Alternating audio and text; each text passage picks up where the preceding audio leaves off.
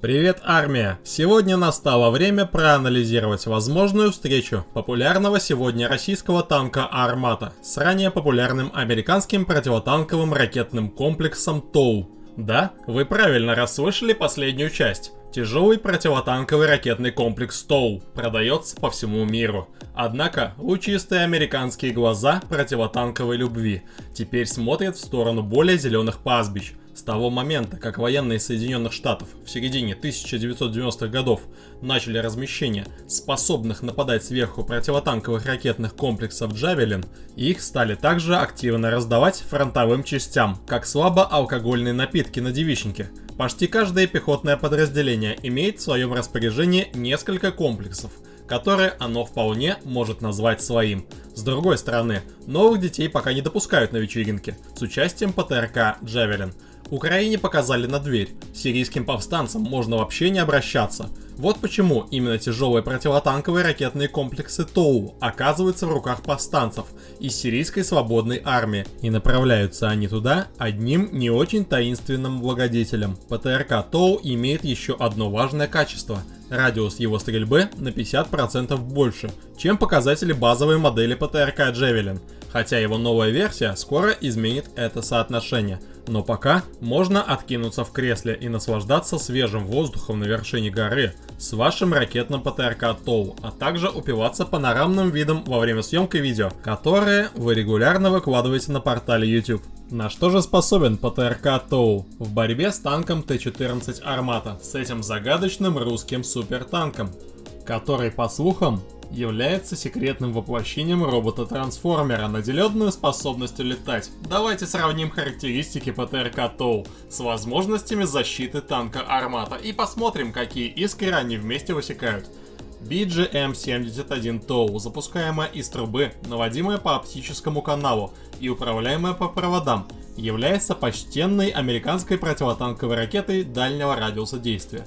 Впервые она поступила на вооружение с 1970 года, а сегодня она доступна во многих вкусовых вариантах: беспроволочным, с тандемным зарядом для атаки сверху и как разрушитель бункеров. Можно подобрать образец на любой вкус.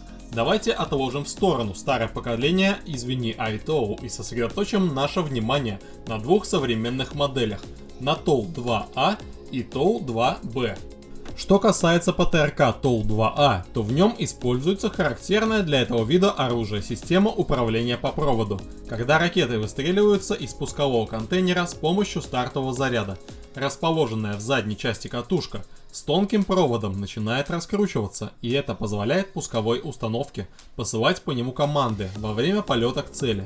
В ПТРК ТОУ используется система полуавтоматической командной линии прицеливания. Это значит, что оператор управляет ракетой за счет удержания прицельной оптической марки на цели, а система автоматически корректирует ее курс. ПТРК ТОУ-2А способен поразить цель на расстоянии 3750 метров. Однако его ракете потребуется для этого определенное время.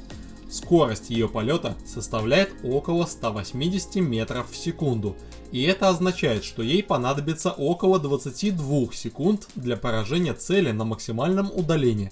За это время предупрежденные члены экипажа танка могут предпринять защитные действия, если заметят полет ракеты.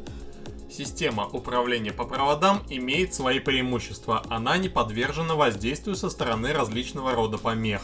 Однако нужно, чтобы оператор оставался на месте и наводил ракету в течение всего ее полета до попадания в цель. Меры противодействия, позволяющие затруднить видимость цели, например, при использовании старомодного дыма, могут бить ракету с прицела. Когда ракета ТОУ-2А попадает в танк, происходит подрыв бризантной противотанковой боеголовки ХИТ, которую называют кумулятивным зарядом или химическим сердечником. Обычные снаряды полагаются на кинетическую энергию, на комбинацию скорости и массы, для того, чтобы пробить броню. Однако для кинетических сердечников нужны большие орудия, у которых происходит огромная отдача. Кроме того, они теряют свою силу при стрельбе на большие дистанции. Вместо этого при подрыве бризантной боеголовки образуется поток мелких металлических частиц, двигающихся с высокой скоростью. Более крупные кумулятивные снаряды способны пробивать более толстую броню, Однако скорость снаряда или ракеты не оказывает влияния на проникающее воздействие. Нет необходимости иметь длинный ствол или тяжелую раму для поглощения отдачи.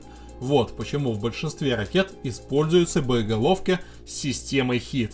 Боевой 6-дюймовый кумулятивный снаряд ракеты ТОУ-2А способен пробить 900 мм катанную гомогенную броню. Однако, начиная с 80-х годов, конструкторы начали производить танки, оснащенные защитой от кумулятивных снарядов. При производстве западных танков используется композитная броня Чопхэм. Советские противотанковые ракеты оказывали такое же воздействие на новые танки Абрамс и Челленджер, как бумажные шарики на гиппопотама. Российские конструкторы, с другой стороны, использовали систему активной защиты. Брикеты взрывчатого вещества, которые подрываются при приближении ракеты, и в результате кумулятивная боеголовка взрывается еще до того, как она окажется в непосредственной близости от танка.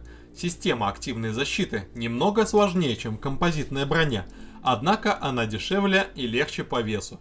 Система активной защиты способна разрушить все используемые ПТРК ТОУ ухищрения, поэтому у ракеты ТОУ-2А имеется тандемный заряд, то есть две боеголовки, одна в передней части для того, чтобы вызвать детонацию активной защиты, а вторая в задней части для проникновения через образовавшееся отверстие и фактического разрушения брони танка. В наиболее смертоносных типов противотанкового оружия, таких как РПГ-29, АТ-14 Корнет и Джевелин, используются тандемные заряды. Тем не менее, тандемные заряды не полностью защищены от дураков, и поэтому стоит рассмотреть теперь ТОУ-2Б и ТОУ-2Б Аэро. У этой последней дальность стрельбы составляет 4,5 километра. Их создатели отказались от проводов и используют беспроводную систему для управления на скрытых частотах, но тем не менее они уязвимы при использовании различного рода помех. Однако оператор в буквальном смысле слова не привязан к ракете. Ракета ТОУ-2Б способна сделать необычный маневр. При приближении к цели она может резко взлететь вверх, а затем привести в действие два кумулятивных заряда, атакуя цель сверху. Это обеспечит ракете высокую эффективность, поскольку толщина брони танка сверху, как известно, небольшая. Имеется также беспроводная версия ракеты ТОУ-2А. И где можно увидеть ракеты ТОУ?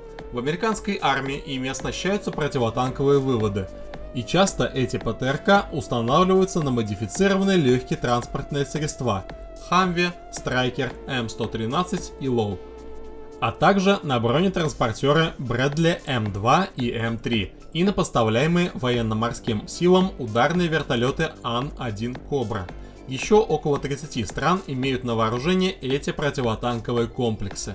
А что же можно сказать о танках Т-14 Армата? Похоже, они имеют значительно более совершенные защитные характеристики по сравнению со своими предшественниками.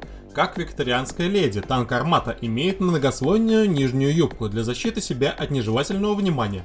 Прежде всего существует система активной защиты Афганит.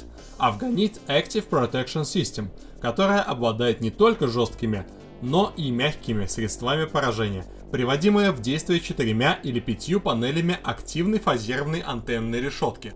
Защита этой системы распространяется на все конструкционные элементы танка, а также сообщает информацию о подлетающем снаряде. Система мягкого поражения действует достаточно скромно и просто пытается изменить курс находящихся на подлете ракет. 4 многоспектральные установки с дымовыми гранатами могут обеспечить постановку помех, которые не только визуально скроют танк, но также замаскируют его инфракрасный след, блокируя тем самым лазеры и радары системы наведения. Для управляемых по оптическому каналу ПТРК ТОУ все это значение не имеет, но если оператор не может видеть танк, то тогда он вполне может промахнуться, особенно в случае, если бронетехника находится в движении. В теории меры противодействия работают и против атакующих сверху ракет, в частности, если они, в отличие от ПТРК ТОУ, не управляются вручную. Затем мы имеем системы жесткого поражения, способные сбивать дерзкие подлетающие ракеты, не готовые принять в качестве ответа слово «нет». Радары системы Афганит автоматически разворачивают башню в сторону подлетающей ракеты. для того, чтобы можно было задействовать системы активного поражения. 5 направляющих контейнеров с каждой стороны башни могут направить ракету в сторону приближающегося боеприпаса. Система «Афганит» еще не проверялась в деле, однако другие системы жесткого поражения, включая «Трофи», уже доказали свою эффективность в борьбе против противотанковых ракет в условиях реального боя. Что касается атакующих с высоты таких ПТРК, как ТОУ-2Б, то похоже, что «Афганит» не обладает способностью сбивать подлетающие сверху ракеты. Если не срабатывают системы мягкой и жесткой защиты, то тогда «Армата» взрывается, то есть производится подрыв системы динамической защиты «Реликт». Радар танка «Армата» рассчитывает детонацию заряда активной защиты, чтобы это произошло до того, как вражеская ракета или снаряд достигнет цели. Предположительно, этот подрыв происходит достаточно заблаговременно, для того, чтобы нейтрализовать боеголовки с тандемным зарядом. Но будет ли все это происходить именно так? Есть только один способ это установить. Повстанцы в Сирии засняли тот момент, когда сирийский танк Т-90, судя по всему, остался невредимым после атаки на него с использованием ПТРК ТОУ, благодаря более старой системе активной защиты «Контакт-5». Но что, если непоколебимая ракета ТОУ сможет преодолеть все эти защитные рубежи? Сможет ли она проложить себе путь до бронированного сердца танка «Армата»? Если говорить об обычной броне, то «Армата» все еще считается чуть менее защищенным, чем танки М1А2 Абрамс или Леопард-2. При этом мы исходим из того, что вес составляет около 50 или 60 тонн. Для сравнения, вес танка М1 составляет 70 тонн. Согласно российским источникам, кумулятивным снарядам будет противостоять листы керамической брони, эквивалентной катанной гомогенной брони толщиной от 1200 до 1400 мм. Судя по всему, такая защита будет эффективной против ракеты ТОУ-2А, способной пробивать 900 мм броню. Однако нельзя сказать, каким будет бронированная защита всей башни или всего корпуса. Некоторые эксперты считают, что башня будет значительно более уязвимой, пока нет возможности проверить, насколько точными являются эти данные. В любом случае, ПТРК ТОУ-2Б все еще сможет справиться с верхней броней, но мы должны рассмотреть необитаемую башню танка «Армата». Использование необитаемой башни связано с определенными сложностями, включая риск ослепления экипажа в том случае, если все датчики будут выведены из строя. Тем не менее, существует большая вероятность того, что экипаж может выжить при попадании снаряда или ракеты в башню. Даже если башня будет выведена из строя, а танк нужно будет направить на ремонт, сохранение в целости и сохранности экипажа является самым главным для современных профессиональных вооруженных сил. Танк может довести до максимума свою способность выдержать попадание снаряда в башню в том случае, если он будет находиться в окопе, то есть когда будет видна только его башня. А каковы же шансы ПТРК ТОУ-2А? Системы мягкой защиты танка «Армата» сработают, если его радары будут эффективны, а экипаж будет действовать достаточно быстро для того, чтобы успеть занять новую позицию во время подлета противотанковой ракеты. Но и система активной защиты может иметь хорошие шансы для уничтожения ракеты, если она, то есть защита, настолько хороша, как о ней говорят. Система динамической защиты «Реликт», вероятно, еще больше осложнит задачу для противотанковой ракеты. Но в любом случае, способность ракеты ТОУ-2А пробить фронтальную броню представляется весьма проблематичной.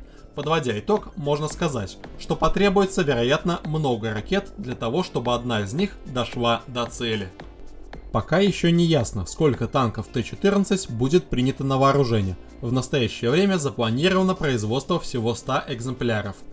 Их количество, несомненно, будет увеличиваться, однако остается неясным, какими темпами Россия будет заменять свои более старые танки Т-72, БВ-3 и Т-90. Судя по всему, танкам Т-14 есть что противопоставить ПТРК ТОУ, особенно ТОУ-2А. Однако на вопрос в том, насколько хорошо они проявят себя в реальном бою, не могут дать определенного ответа даже сами американские или российские производители. Это всегда вопрос соотношения сил в непосредственном противостоянии. Вы можете рассуждать о чем угодно, но только их реальная встреча способна дать ответы на все вопросы. Будем надеяться, что эти двое никогда не встретятся. Вечно ваше искусство войны. Пока!